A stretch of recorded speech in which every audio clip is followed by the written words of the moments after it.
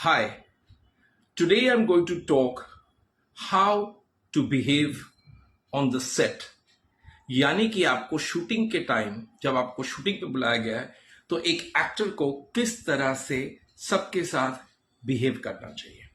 ये बहुत बहुत जरूरी है एक्टर्स के लिए, क्योंकि जब आपको काम मिलता है कोई अच्छा कैरेक्टर या रोल और आपको शूटिंग पे जाना है तो आपको सबसे इंपॉर्टेंट चीज है बिहेवियर पे ध्यान रखना है। तो चलो आज हम बताते हैं।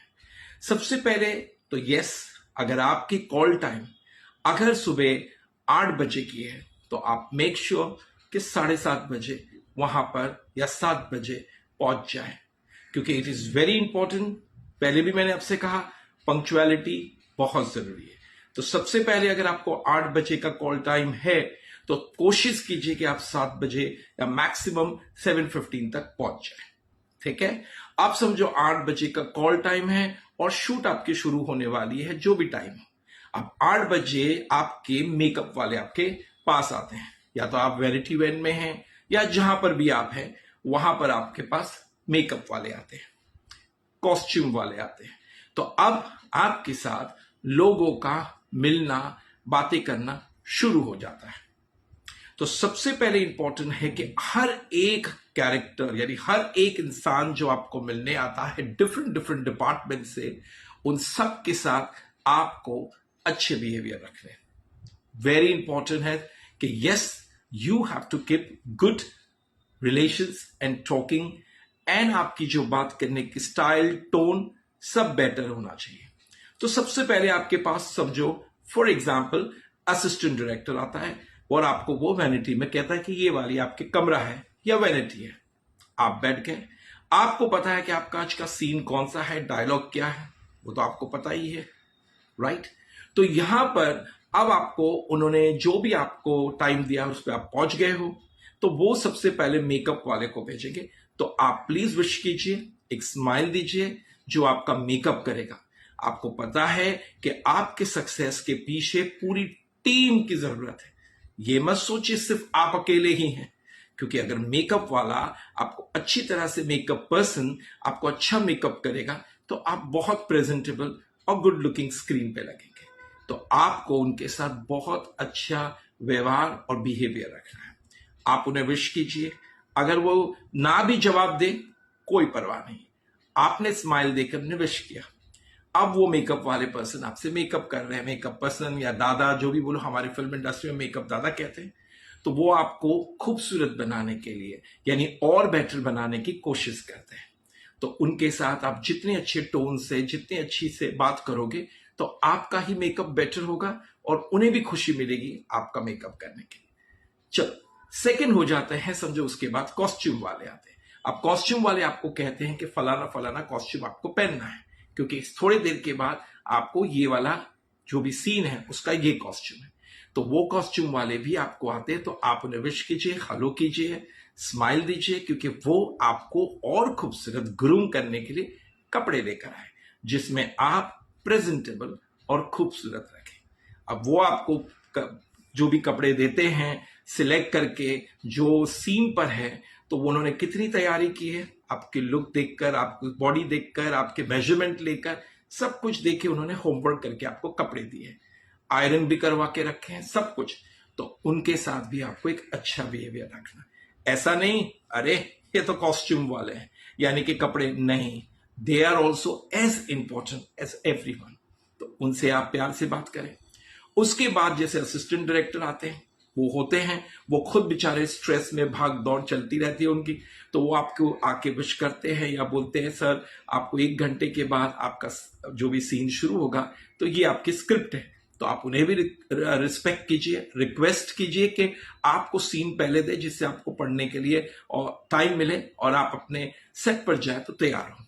उनको भी विश कीजिए, उनको भी जितना बने अच्छे टोन में और प्यार से बात कीजिए, राइट। इसी तरह से आपको सारी बिहेवियर बहुत अच्छी तरह रखनी है। अब समझो आपका सीन शुरू होने वाला है, आपको सेट पे जाना है और आपको असिस्टेंट ने कह दिया है कि sir get ready, the scene is ready और आपको आना है। यहां पर आपको लेने कोई आता है या आपको जाना है, तो मेक श्योर जब उन्होंने कहा है sir please be get ready in 5 minute because हमें आपका सीन 5 मिनट पे करना है, तो मेक श्योर टाइम वेस्ट ना करें और आप अपनी जगह तैयार रहें सो दैट उन्हें कोई कंप्लेन करने का मौका ना मिले। अब आप सेट पे गए, वहां पे आपको सारे लोग मिलेंगे, फ्रॉम डीओपी यानी सिनेमाटोग्राफर, बहुत सारे असिस्टेंट डायरेक्टर, साउंड वाले, lot of people you will meet. Cinematographer के असिस्टेंट्स है, बहुत लोग, कम से कम 15-20 लोग मिल सकते हैं। तो ये सारे लोग किसका इंतजार कर रहे हैं? आपका, क्योंकि अब आपका सीन है, right? So they all are waiting for you. तो इन लोगों को सबको आप स्माइल रखें, एटीट्यूड और ईगो दिखाकर वहां ना जाएं, क्योंकि आपको पता होना चाहिए आप एक एक्टर हो, एक कहते हैं ना एक लेबर की तरह हो कि आपको यहां पर आपका काम कंप्लीट करके नेक्स्ट प्रोजेक्ट में, ऐसा तो है नहीं कि आपकी ये जॉब है परमानेंट, राइट? तो यहां पे सेट पे सबके साथ आपकी स्माइल होनी चाहिए। टोन जो मैं अगेन बोलता हूं, टोन को बहुत संभाल के बात करना है, राइट? तो आप सबसे यहां रिक्वेस्ट रिस्पेक्ट से और प्यार से बात करेंगे।